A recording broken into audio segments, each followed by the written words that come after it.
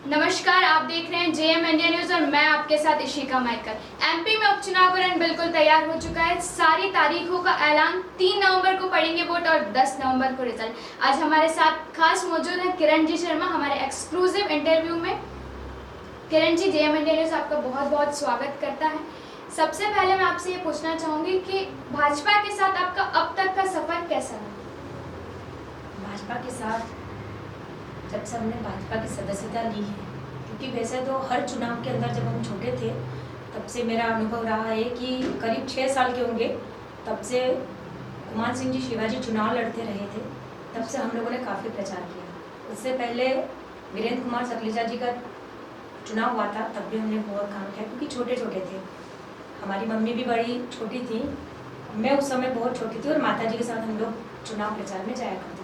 बच्चे के समान कहते हैं कि टोपी वगैरह बिल्ले वगैरह उस समय रहते थे कागज के बने हुए, तो हम लोग उसके द्वारा और एक छोटी छोटी टॉफियाँ आती थी पेपरमेंट जिसे हम बोलते हैं, उनके लालच में भी हम लोग चुनाव के पीछे आगे आगे झंडे लेके और ऐसे छोटे छोटे हमको बिल्ले वगैरह दे दिया करते थे। तो हम कमल का फूल हाथ में लेकर और निरंतर उनके साथ प्रचार में जाया करते थे। तो कुल मिला के हमारा उस समय से लेकर अभी तक का जो सफ़र रहा है वो हमारा संगठन सर्वोपरि होता है। इस संगठन ने जो हम लोगों को पहचान दी है, आज हम उस संगठन की वजह से हैं। आप चाहती तो किसी और पार्टी को भी चुन सकती, पर आपने भाजपा को ही क्यों चुना? भाजपा की विचारधारा, क्योंकि भाजपा विचारधारा से काम करती है और इस देश में विचारधारा भाजपा की इतनी अच्छी है कि लोग उसकी विचारधारा से प्रभावित होकर ही भाजपा ज्वाइन करते हैं। और चूँकि हम लोग भी छोटे से बचपन से और हमारे परिवार भी जनसंघ के समय से रहा है, तो कहीं ना कहीं हमारी विचारधारा शुरू से ही संघ से जुड़ी हुई रही है। और उसके बाद जब हम लोग बड़े हुए और जब हम ससुराल गए तो वहाँ पर भी भाजपा किस्मत से और योग से हमें भाजपा का ही परिवार। जी बिल्कुल। किरण जी, मेरा अगला सवाल आपसे उपचुनाव पर होगा। आपको क्या लगता है कि भाजपा की सरकार इस बार भी इसी तरह सत्ता में बनी रहेगी या कमलनाथ सरकार वापसी कर सकती है? नहीं, जहाँ तक मैं मानती हूँ कि भाजपा फिर से अपना परचम लहराएगी और हम पूरी सीटें जीतेंगे।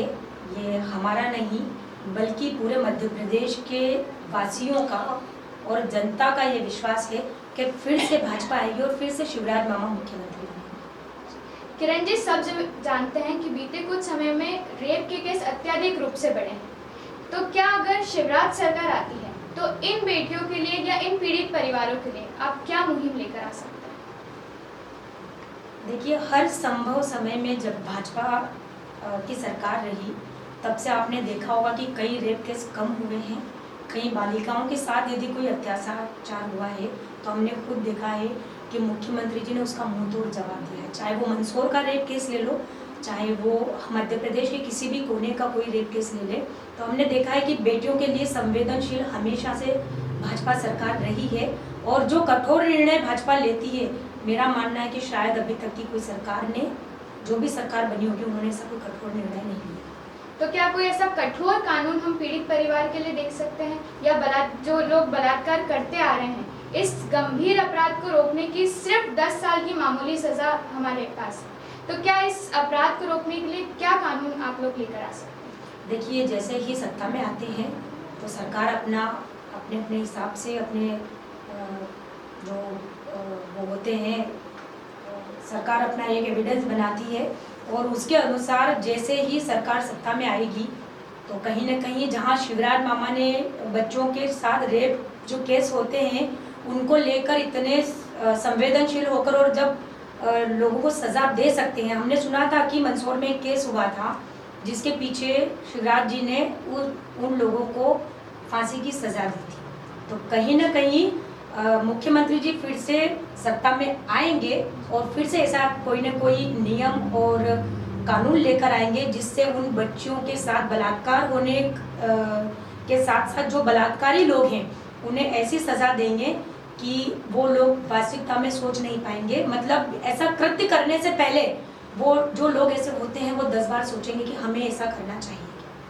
तो कहीं ना कहीं कठोर कानून सरकार लेकर आएगी, क्योंकि पहले भी सरकार कठोर कानून लेकर आई थी, तभी जाकर उन दरिंदों को फांसी की सजा हुई थी। सुवासरा में जनता के आगे मुख्यमंत्री जी ने घुटने टेके हैं। अभिवादन किया। पूर्व मुख्यमंत्री कमलनाथ ने इस पे खूब तंज कसे हैं। इसे चुनावी एक्ट कहा जा रहा है, आप इस पे क्या कहना चाहेंगे? देखिए, हमारा संगठन एक परिवार है। संघ ने हमेशा से हमें हमारी भारतीय संस्कृति का ज्ञान दिया है और जिस प्रकार से मेरा मानना है कि जिस सभा के अंदर और जिस उपचुनाव के अंदर माननीय मुख्यमंत्री जी ने घुटने टेके, तो घुटने टेक कर मतलब वोट नहीं मांगे हैं, या ऐसा नहीं है कि कमलनाथ सरकार या कमलनाथ जी जो सोच रहे हैं, ठीक है, वो विपक्ष में है इसलिए वो अपने मनों के विचार वो व्यक्त कर सकते हैं, लेकिन भारतीय जनता पार्टी और संघ एक विचारधारा है और उस विचारधारा को देखते हुए हम सब मानते हैं कि जितने भी लोग उस सभा में आए हुए थे, तो शिवराज जी ने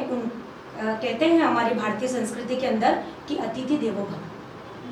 तो जब शिवराज जी ने जब आम जनता सामने बैठी थी, तो शिवराज जी ने उनका संबोधन हाथ जोड़कर अतिथि देवो भव के हिसाब से किया। अब आप उसको कैसे भी ले सकते हैं, लेकिन हमारी भारतीय संस्कृति तो यही सिखाती है और हमारा संघ यही सिखाता है कि हमें अपनी संस्कृति को कभी नहीं छोड़ना चाहिए, और हमारा परिवार, हमारा संघ भी यही सिखाता है और यही कार्य शिवराज जी ने किया है।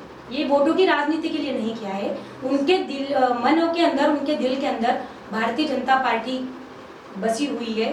उनके भाव ये है कि मैं किस प्रकार से अंतिम पंक्ति में बैठे हुए गरीब व्यक्ति की सेवा कर सकूं, तो ये उन्होंने जनता को दिखाया है। वो घुटने नहीं टेके हैं, लेकिन अतिथि देवो भव होता है, इस प्रकार से उन्होंने उनका अभिवादन किया। जब ज्योतिरादित्य सिंधिया ने कांग्रेस छोड़कर भाजपा ज्वाइन करी, तो कई नेताओं का इस पर क्या कहना था, या फिर वो इस बात से खुश थे या नाराज थे? देखिए, भारतीय जनता पार्टी एक विचारधारा की पार्टी है, अपने विचारों के पदचिन्हों पर चलकर कार्य करती है और इस पार्टी के अंदर सभी का स्वागत है, अभिनंदन है।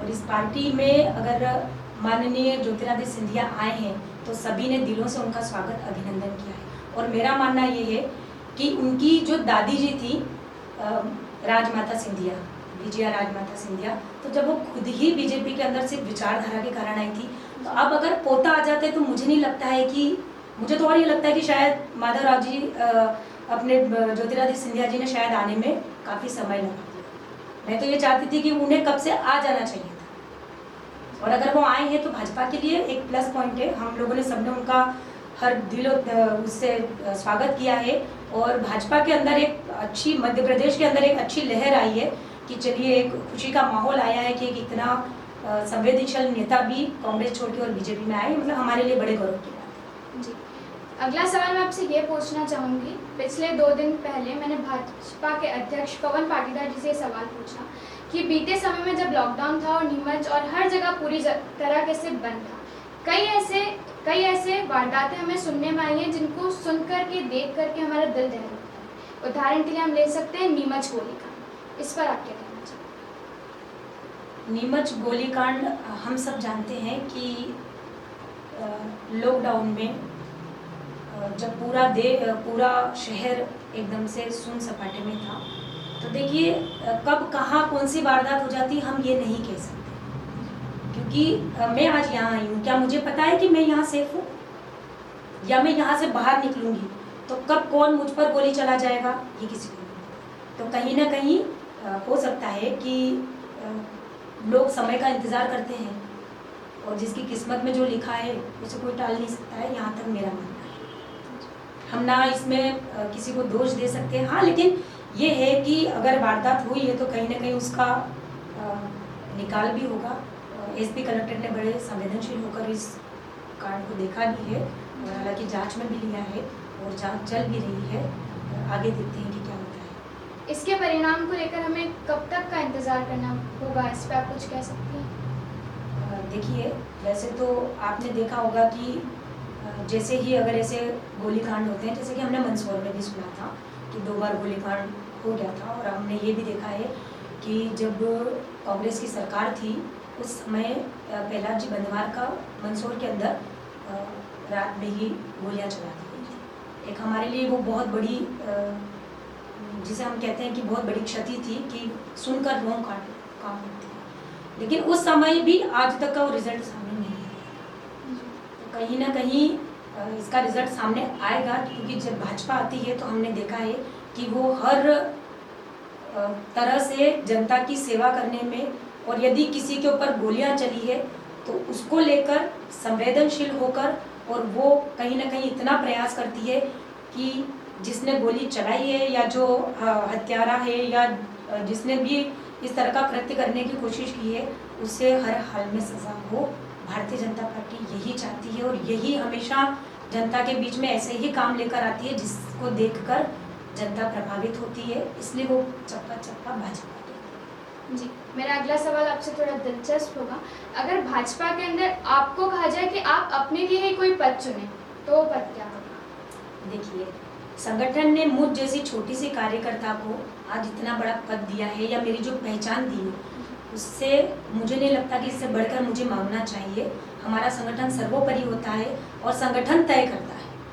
और कहीं ना कहीं यदि आप एलिजिबल हैं या आपके अंदर एबिलिटी है, तो हमें हमारी पार्टी और हमारे संगठन के अंदर मांगने की कतई आवश्यकता नहीं पड़ती है। सही समय पर सही पार्टी निर्णय लेती है और संगठन सही समय पर सही निर्णय लेके और हमें आगे बढ़ाते हैं और हमें कहीं ना कहीं मौका देते हैं। फिर भी जैसे हम आपकी दिल की इच्छा जानना चाहें कि आप किस पद को चुनेंगे, तो वो पद क्या होगा? जो भी हमारे यहाँ संगठन सर्वोपरि होता है, हमें मांगने की आवश्यकता कतई नहीं पड़ती है। मैंने आपको पहले भी कहा था कि संगठन सर्वोपरि है, संगठन ने जो निर्णय ले लिया हमारे लिए वो संगठन। जी बिल्कुल। मेरा आखिरी सवाल आपसे ये है कि शिवराज सरकार में बिजली बिल बहुत दुगने आए हैं और बहुत महंगे दाम के बढ़े हैं, किसी का 20,000 तो किसी का 1 लाख तक भी आया है। तो क्या शिवराज सरकार ने इन लोगों के लिए कोई मुहिम चलाई है कि बिजली के बिल कम किए जाएं? देखिए, शिवराज सरकार में ही नहीं हुआ है। मैं आपको संज्ञान में ला दूँ, आपको ध्यान में ला दूँ ये चीज़ कि ये जो आप बता रहे हैं कि बिजली बिलों की बात है, तो बिजली बिलों की बात जैसे ही कांग्रेस आई थी, कांग्रेस के आते ही कांग्रेस ने जो हमारा शिवराज सरकार ने संबल योजना चालू करी थी कि जो गरीब तबके के लोग हैं वो सिर्फ 200 रुपये भरेंगे, बाकी का बिल भाजपा सरकार भरेगी। तो वो जो शिवराज जी ने योजना निकाली थी, उस योजना को कमलनाथ सरकार ने आते ही उससे बंद कर दिया। उन्होंने नया सवेरा निकाला, ठीक है, अच्छी बात है। लेकिन आपने देखा होगा कि इस 15 महीने की सरकार ने बिजली के बिल, आज भारतीय जनता पार्टी या भाजपा की सरकार ने, शिवराज की सरकार ने बिल नहीं बढ़ाए। मैं आपको याद दिलाना चाहूँगी कि एसी साहब नायर साहब यहाँ आए थे और मैं उनके पास करीब 7 महिलाओं को लेकर गई थी जिनके अपने खुद के घरों के बिजली के बिल 20,000, 6,000, 9,000, 14,000 आए थे। और वो महिला इतनी बिलक बिलक के रो रही थी और उन्होंने यही कहा था कि हम घर खर्च में हम अपने बच्चों को 2 वक्त की रोटी नहीं खिला पा रहे हैं, हमारे घर में एक पंखा नहीं है, हमारे यहाँ एक बल्ब चलता है तो हमारे यहाँ 6,000, 8,000, 14,000, 20,000 का बिल कहाँ से आएगा, हम कहाँ से भरेंगे। तो हालांकि मैंने एसी साहब से बात हुई थी मेरी नायर साहब से, उन्होंने कहा भी था कि आप एक काम करें कि आवेदन लिख कर भेजिए ताकि हम सरकार को भेजें। तो ये बिल यहीं से नहीं शुरू हुआ था, ये कमलनाथ जी की सरकार आई थी, कांग्रेस सरकार, तब से ये बिजली के बिल बढ़े थे।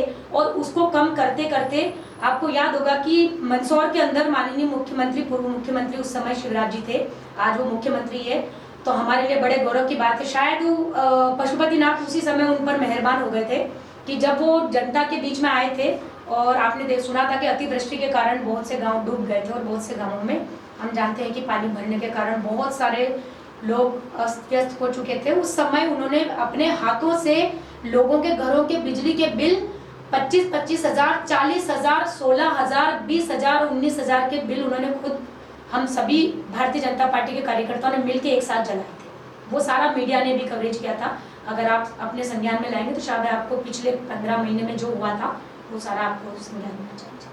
धन्यवाद। लेकिन अभी भी शिवराज जी इसी चीज़ में लगे हुए हैं कि फिर से उन्होंने संबल योजना चालू करी है और अब लगभग धीरे धीरे जितने भी जनता जनार्दन है, महिलाएं हैं, घर गृहस्थी के जितने बिल हैं, शिवराज जी ने फिर से संबल योजना चालू कर दी है। तो कतई बहनें इस चीज़ से नहीं घबराएं कि उनका बिल वो ऐसे कैसे भरेंगे, क्योंकि हमारे लिए फिर से संबल योजना चालू हुई है। आप निश्चिंत रहें कि शिवराज मामा, शिवराज भाई फिर से आ गए हैं, तो जब आपको लैपटॉप मिलने लगे हैं तो कहीं ना कहीं संबल योजना का लाभ भी नहीं मिलेगा। जी बिल्कुल, आपका बहुत बहुत धन्यवाद और इसी तरह के एक्सक्लूसिव इंटरव्यू के लिए हमारे साथ जुड़े रहें, क्योंकि जहां खबर वहां